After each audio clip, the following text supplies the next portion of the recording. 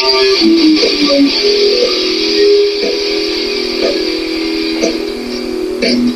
everyone, welcome to Logan's Mosh Pit. Glad to have you here. Do me a favor, please subscribe if you haven't already. Let's launch into a new episode of Rock and Read. Why don't we pick up where we left off with Chapter 5 of Elvis and Me, written by his wife, Priscilla Presley. Here we go. It was March 1st, 1960, the night before Elvis was to leave Germany to return to the States. We were lying on his bed, our arms around each other.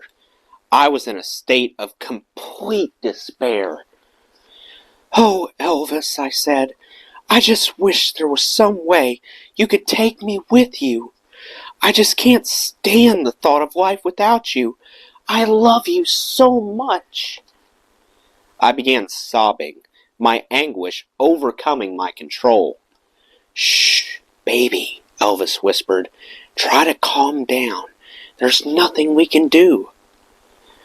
"I'm just afraid you'll forget me the moment you land," I cried. He smiled and kissed me gently. "I'm not going to forget you, Scylla. I've never felt this way about another girl. I love you." "You do?" I was stunned. Elvis had said that I was special before, but he had never said that he loved me. I wanted so badly to believe him, but I was frightened of getting hurt. I had read some of Anita's letters, and I was sure Elvis was on his way back to her open arms. Holding me close, he said, "I'm torn with the feelings I have for you. I don't know what to do. Maybe being away will help me understand what I really feel." That night, our passion took on a new urgency. Would I ever see him again? Be in his arms the way I had been nearly every night for the past 6 months? I missed him already. I could not bear the thought of the night ending and our saying goodbye for what I thought would be the last time. I wept and wept until my body ached with pain. For the last time, I begged him to consummate our love. It would have been so easy for him. I was young, vulnerable, desperately in love, and he could have taken complete advantage of me. But he quietly said, "No, someday we will, Priscilla, but not now. You're just too young." I lay awake all that night, and early the next morning, I was back at 14 Goethestrasse, lost in the midst of a large group of people milling about the living room. They were waiting to say goodbye to Elvis, who was upstairs finishing his last-minute packing. Knowing that I alone would be accompanying him to the airport gave me little comfort. When Elvis came downstairs, he laughed and joked with everyone there. Finally, after saying his last goodbye, Elvis turned to me. "Okay, little one, it's time to go." I nodded glumly and followed him out the door. Oblivious to the drizzling rain, hundreds of fans were waiting outside. When they saw Elvis, they went crazy, begging him to sign autographs. When he finished, he jumped into the waiting car and pulled me in behind him.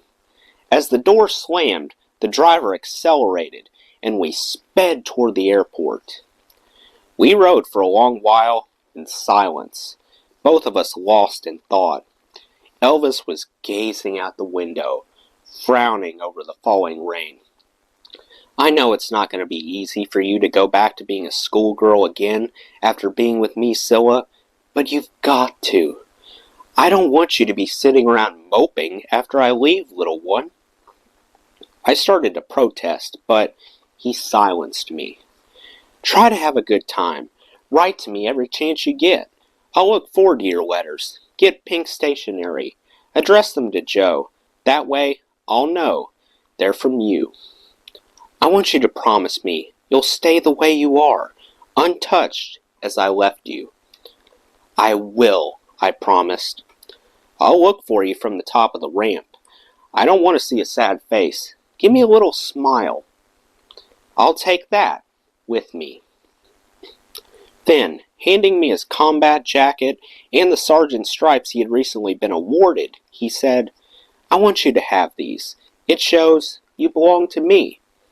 After that, he held me tight. As we approached the airport, the cheers of the waiting crowd grew louder. We drove as close to the runway as possible. Then Elvis turned to me and said, This is it, baby.